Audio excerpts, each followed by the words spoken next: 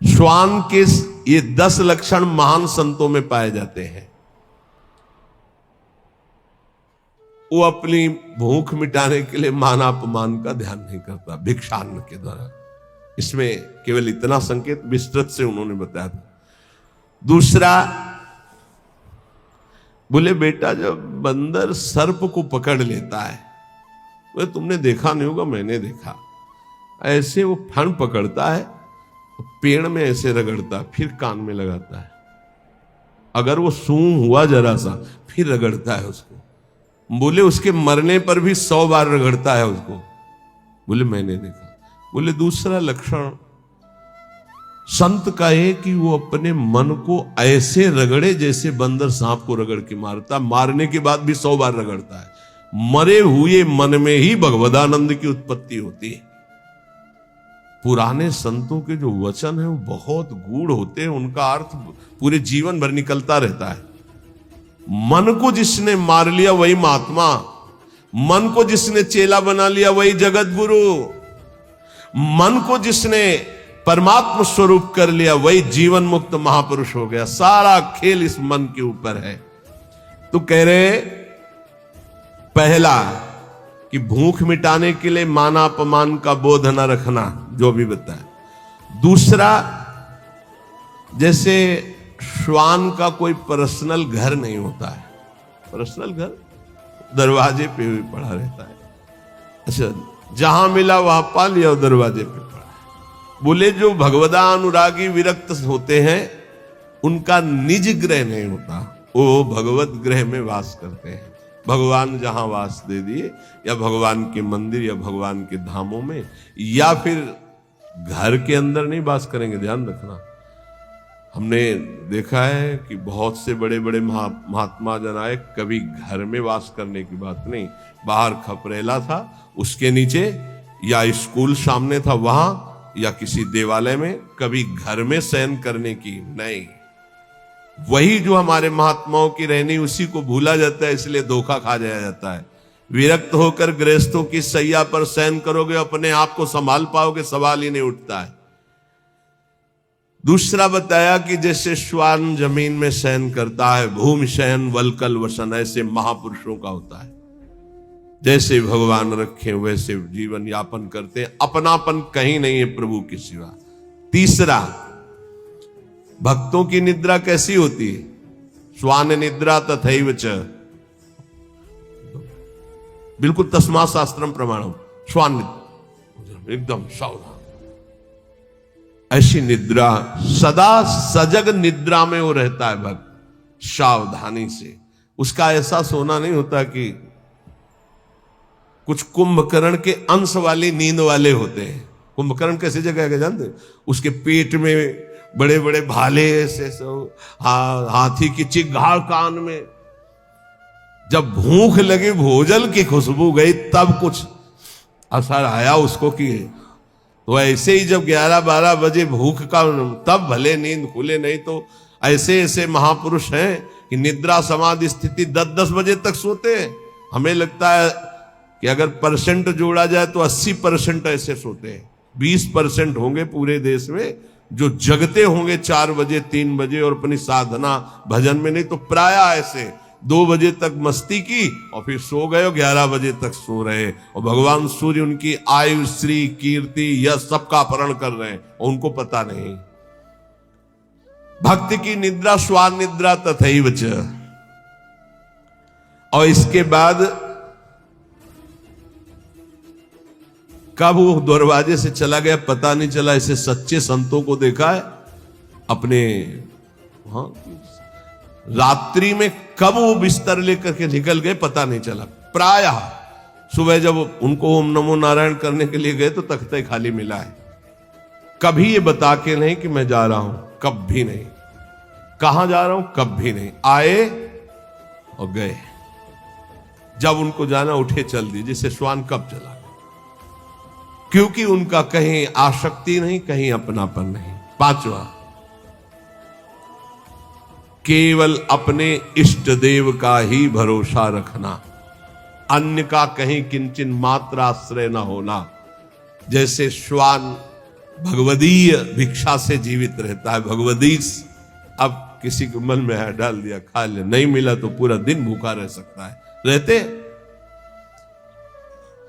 स्वाद बुद्धि का त्याग करके तिरस्कार पूर्वक मिली हुई भिक्षा भगवदानंद को प्रकट करती है। कौन ऐसी भिक्षा पाना चाहेगा? वही जिसको भगवान चाहिए। स्वाद रहित तिरस्कार पूर्वक। कैसे कुत्ते को रोटी दी जाती है? ऐसे फेंक दी जाती है ना, या ऐसे जमीन में डाल दी जाती है? तिरस्कार पूर्वक स्वाद रहित अन्न भगवदानंद की उत्पत्ति करता है और दीनता का प्रकाश करता है। अगर कोई अपमानित करे और बार बार अपमानित करे तो भी उसके हृदय में उसके प्रति द्वेष ना होने पावे, ये स्वानुभूति से लिया। जब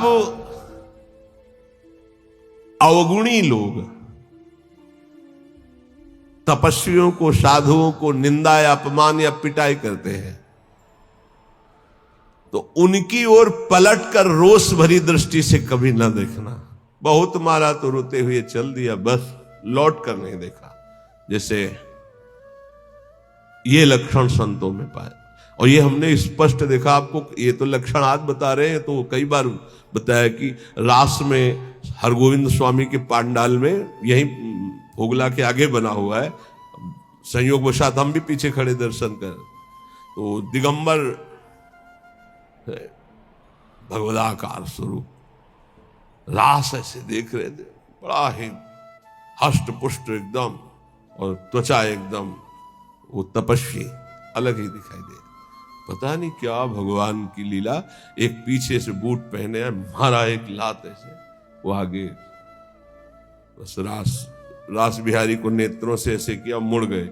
5-7 बार उसने दौड़ दौड़ के लात मारी, महाराज पीछे मुड़ के नहीं देखे। बलिहार है किस कोट, अब कौन जाने कि किस कोट के अवधूत महापुरुष है, क्या अपना सर्वनाश कर डाला उसने। वो लौट करके नहीं देखे कि कौन मार रहा है, क्यों मार रहा है। और एक और खास वृत्ति श्वान में, वो ऐसे नहीं चलता, सदैव ऐसे चलता। बोले जो भक्त होता है उसकी ग्रीवा झुकी होगी और नेत्र केवल उतना ही दर्शन करेंगे जितने में पैर पड़ना है। ऐसे नहीं चलता, ऐसे चलता है। ये सारे लक्षण उसमें आ जाते हैं। आदि श्री गुरुदेव शरण दृढ़ करि विश्वास संभारे, तापीछे परतीति नाम श्री धाम मनोहर धारे। सबसे पहले जो गुरुदेव की शरण होकर उनकी आज्ञा पर चल पड़ा, और विश्वास जो गुरुदेव ने नाम दिया, मंत्र दिया उस पर, तो गद गद बानी पुलक तन नैन नीर मन पीर, नाम रटत ऐसी दशा होत मिलत यदुबीर। जब गुरुदेव की कृपा से, जो गुरुदेव प्रदत्त नाम में बड़ी महिमा है, जो ही नाम जब गुरुदेव के अनुसार होता है, मनमानी नहीं, मनमानी आचरण नहीं, तो बोले गदगद कंठ हो जाता है, आवाज नहीं निकलती सही ढंग से, नेत्रों से अश्रु बहने लगते हैं। जब नाम रटते हुए ऐसी दशा हो तो जान लो प्रभु के मिलने का समय आ गया है। नवधा दशधा परारस रूपा भक्ति विचित्र, विविध भाव अनुराग सुख नामाधीन सुमित्र। गुरु जी ने जो नाम मंत्र दिया उसी से नवधा भक्ति पूर्ण हो जाएगी, दसधा प्रेम प्रकट हो जाएगी, परा सर्वत्र भगवत तत्व का बोध हो जाएगा, और रस रूपा प्रियालाल की लीला में प्रवेश हो जाएगा। उसी से सब हो जाएगा। तुम पकड़ो गुरु जी के प्रदत्त जो नाम है, मंत्र है। विविध भाव अनुराग सुख नामाधीन सुमित्र। ऐ सुंदर मित्र मेरी सलाह मान ले, गुरुदेव प्रदत्त नाम से नवधा दसधा परा रस रूपा भक्ति विचित्र और विविध भाव अनुराग सुख नामाधीन सुमित्र। जो गुरु प्रदत्त नाम है वो नवधा भक्ति पूर्ण कर देगा, वो तुम्हारे हृदय में दसधा प्रेम प्रकट कर देगा, परा तत्वबोध प्रकट कर देगा, रस रूपा लीला प्रवेश करा देगा, विविध भावों के द्वारा आराध्य देव की सेवा, ये सब नाम से प्राप्त हो जाता है। जौलो रग रग से नहीं सुधन नाम निज सार, निकषत परम प्रकाश में मधुर मोहब्बत यार। ए मित्र, जब तक तुम्हारे रोम रोम में नाम की धड़कन नहीं समा जाएगी तब तक ये मोहब्बत नहीं होगी प्रभु से, प्यार नहीं होगा प्रभु से। इसलिए रटिलो मन मन लीन सहित श्री नाम ही तोलो। सब कलम से एक भक्त ने प्रश्न किया कि दिन दूना रात चौगुना भक्ति बढ़े, ऐसा साधन बताइए। एक ही ऐसा साधन है, मन मन से, बस नाम मन मन से।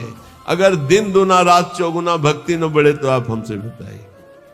ये सब बाहरी सेवाओं का, बाहरी कार्यों का फल है कि आपका अंदर का चिंतन तैल धारावत इष्ट देव में हो जाए। ये पूरे जीवन के लक्ष्य की बात कह रहा हूं। हमारी गुरुदेव भगवान के प्रदत्त यही बचपन से निष्ठा बन गई थी कि एक भी श्वास खाली नहीं जानी चाहिए। बस ये अहोभाग्य कि हमें गुरुदेव भगवान ने बचपन में ही ये सूत्र डाल दिया था, एक भी श्वास सुमिरन के बिना जाए तो धिक्कार तुम्हारे जीवन। तो ना माला में ना गणना में इस पे हमारी कभी रुचि नहीं रही। गायत्री जी के सिवा गायत्री अनुष्ठान के लिए जो नियम दिया गया था उसमें गणना थी कि उसका पुरस्चरण पूरा करने के लिए इतने माला, इतने घंटे, वो छोड़कर इसके अलावा कभी गणना में नहीं बुद्धि रही, श्वास पे बुद्धि रही। बोले जब मन और मन दो मन है, एक है जो असत मार्ग में जाता है और एक है जो सत मार्ग में। वही मन जलता है कि मैंने ऐसे क्यों किया, और वही मन करवाता है। तो मन दोनों, हमारा जो असत मार्ग का मन, सत मार्ग का मन, जब दोनों एक होकर केवल मन नामाकार हो जाए, दो मन से सौदा होता है। कर लूं क्या यार, ये करना सही रहेगा कि नहीं रहेगा, नहीं सही रहेगा, नहीं यार कर लेते हैं। ऐसे प्रत्येक कर्म जो होते हैं संकल्प विकल्प करके, संकल्प विकल्प खत्म, एक निश्चय पक्का बुद्धि का कि नाम ही सर्वोपरि है। अब वो मन मन में निरंतर नाम रट रहा है। तो बोले फिर जो आनंद प्रकट होता है, वो आनंद एक बार प्रकट होता है, फिर कभी नष्ट नहीं होता, वो बढ़ता रहता है। वो बड़े बड़भागी जन हैं जो इस नाम में अपनी रुचि कर पाते हैं। पर जो अशुद्ध भोजन पाते हैं, चोरी करते हैं, मस्खरी करते हैं और पर नारी पर शरीर स्पर्श करते हैं काम भोग के लिए, और वो चाहते हैं कि हम भजन कर ले या भक्त रूप रख के निर्वाह कर ले, तो बोले वो पाखंड है, वो दंभ है, नहीं भजन नहीं।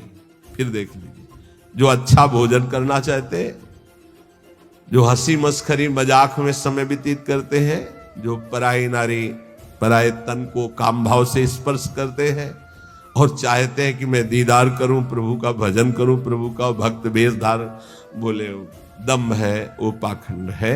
इसलिए इन बातों का सुधार हमारे जीवन में रहे। जवान का चटोरापन छोड़ दिया जाए। बहुत खा लिया यार, कितना खाओगे, आज ये कल वो, तुम्हारी इच्छा नहीं होनी चाहिए। इच्छा रहित भोजन करो। देखो ये बात बैठा लीजिए, बहुत जरूरी है। इच्छा रहित। इच्छा क्या है तुमसे खुद पूछा जाए तो तुम्हारे हृदय में ढूंढने पर इच्छा ना निकले। आज क्या बनना चाहिए, तो आपके हृदय में ही नहीं आना चाहिए कि क्या बनना चाहिए, ये नहीं होना चाहिए। तो ये चटूरापन गया, मस्खरी हंसी मजाक है। नारायण हरि भजन में पांचों सुहात विषय भोग, निद्रा, हंसी, जगत प्रीति, बहुबात। कुछ साधकों का स्वभाव होता है चुटकी लेना, मजाक करना, विनोद करना। हमें लगता है सुधार करना चाहिए। उदासीन गंभीर स्वभाव किसी भी शरीर को काम भाव से स्पर्श न करे। देखो अलग अलग होता है, वो अंदर का भाव होता है। बच्चों को, बच्चियों को या किसी भी शरीर को अगर आपको शुद्ध भजन में चलना है तो एक, फिर हम वहीं आ गए मोबाइल में। कल एक बच्चा बहुत विकल होके रो के सभा में कह रहा था ऐसे, उनका नाम जप करो बच्चा इससे ठीक हो जाए। बोले कुछ नहीं रह गया उपाय, गुस्सा आ रहा है तुम्हारे ऊपर। बताएं तुम्हें क्यों उपाय नहीं रह गया? तुम गंदी बातें देखते हो ना मोबाइल में? बोले जी। गंदी क्रिया करते हो ना? जी।